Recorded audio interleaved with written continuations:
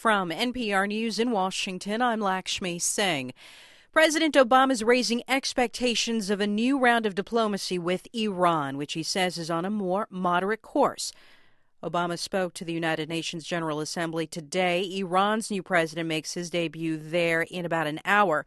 NPR's Michelle Kellerman has the latest. President Obama says he's asked Secretary of State John Kerry to follow up on what could be a diplomatic opening with Iran. The roadblocks may prove to be too great, he says, but the diplomatic path must be tested. America prefers to resolve our concerns over Iran's nuclear program peacefully, although we are determined to prevent Iran from developing a nuclear weapon.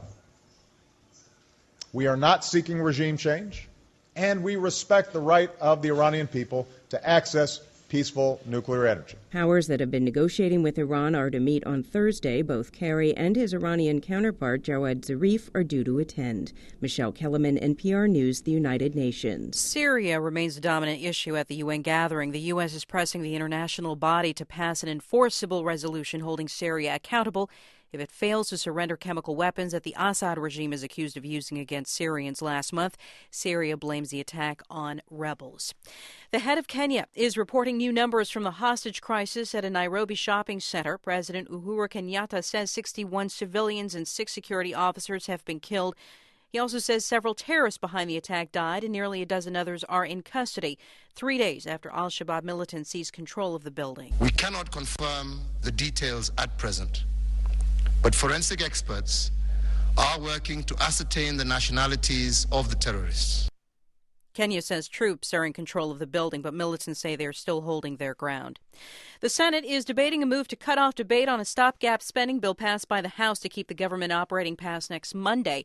Senate Democrats are pledging to remove from the bill a provision that would strip funding for the president's health care law. NPR's Craig Windham reports the Senate's top Republican, Mitch McConnell, is opposing a move by some of his GOP colleagues to filibuster the spending bill. McConnell says the filibuster favored by Senators Ted Cruz and Mike Lee, both Tea Party favorites, is a bad idea. I just don't happen to think filibustering a bill that defunds Obamacare is the best route to defunding Obamacare. All it does is shut down the government. And Senate Majority Leader Harry Reid says the American public is understandably worried about a possible government shutdown. The business community is gravely concerned about the impacts of a shutdown on the economy, and middle-class Americans are really upset and concerned. Reid says the Business Roundtable, an organization of corporate CEOs, has written to members of Congress saying even a brief government shutdown would have serious consequences for the economy.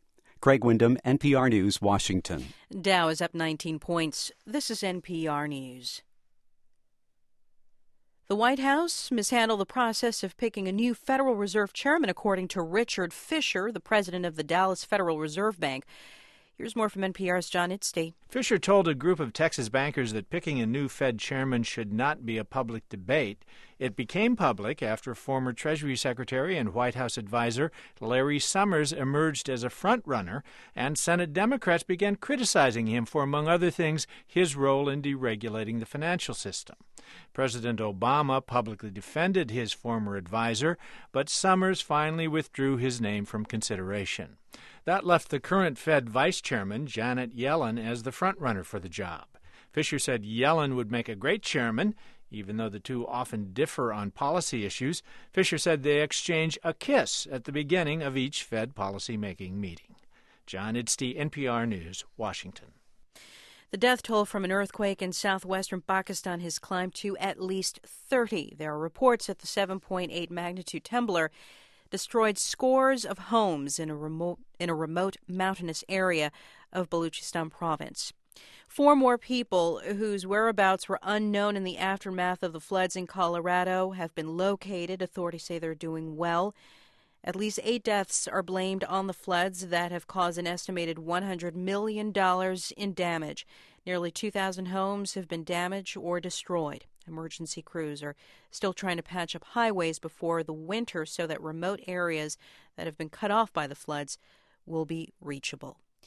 U.S. stocks trading higher, Dow's up 14 points. This is NPR.